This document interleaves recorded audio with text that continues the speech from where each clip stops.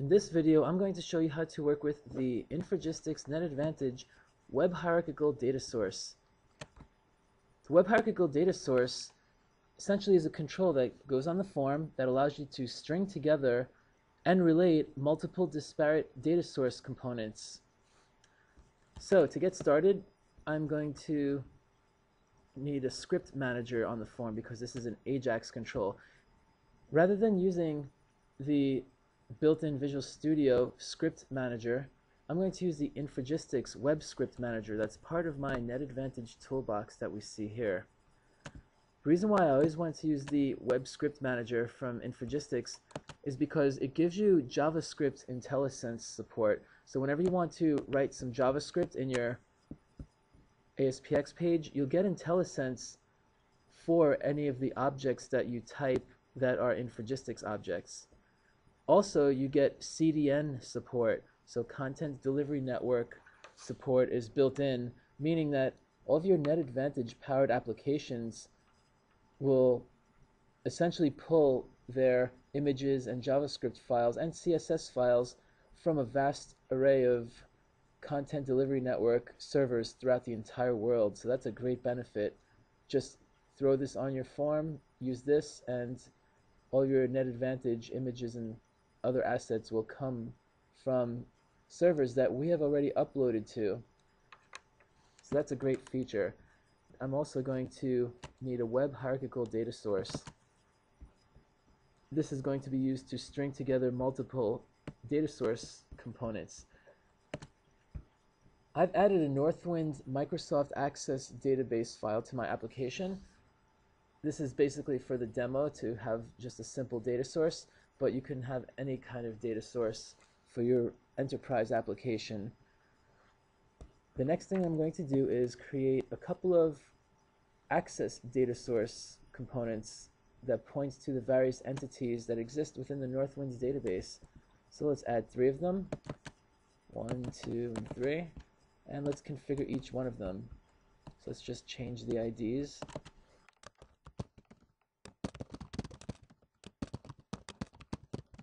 This is the customer data source. This will be the order data source. And finally, the third one will be the order details.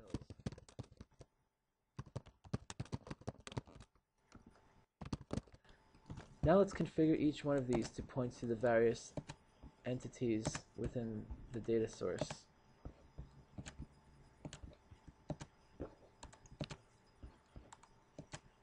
Let's find customers. I'll also enable the create, read, update, and delete statements. Just test to make sure that it connects, and we're fine with this one. Then we just have to do the same exact thing for the orders and order details.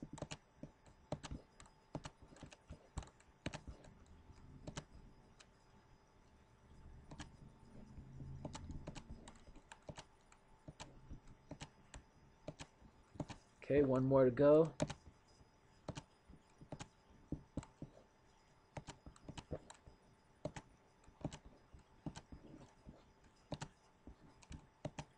Order details.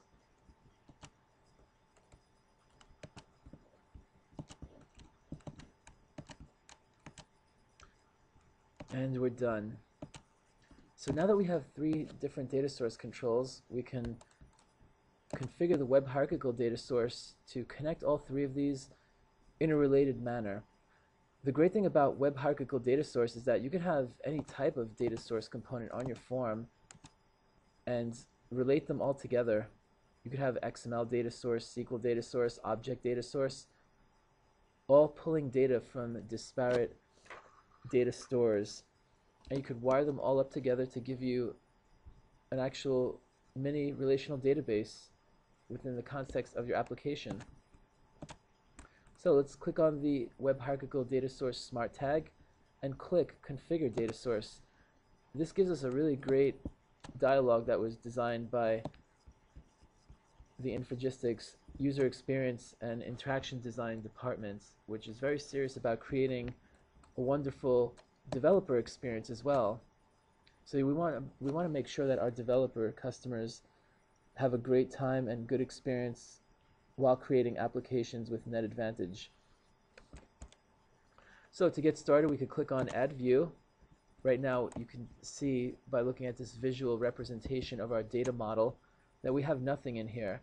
So the dialog that shows up allows us to select a data source that's on the form. I'm going to select the customer data source, as that is going to be my parentmost entity.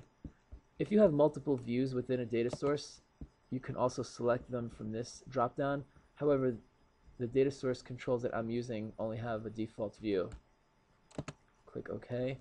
And now we notice that we can add multiple roots, or we could add child entities to the main root that I've added now. So let's do that. Click on Add Child, and this one will be related to the order data source.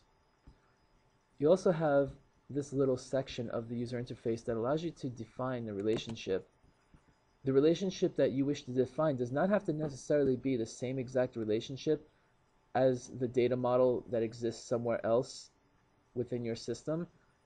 So whatever makes sense for your current application, that's what you go with. But I'm going to pretty much mimic the same relation that is in the Microsoft Access database file. So the customer ID from the customer entity also joins with the customer ID of the order entity. So we select that, we click OK. And now we need to add a child entity to the orders. And that would happen to be the order details data source. If you notice, we have multiple items that could be added to this relationship. So this means that if the uniqueness of the relationship is established through a composite primary key, or meaning more than one key from your entity defines the relationship, then you could do that as well here. Just keep selecting the keys until the definition is complete. And then the order ID of the order entity relates to the order ID of the order details.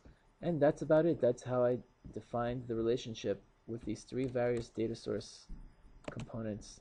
Click on Apply and OK. And essentially, this is ready to rock and roll. Make sure you check out the other videos that show you how to use this data source control with our web hierarchical data grid. Thanks for watching.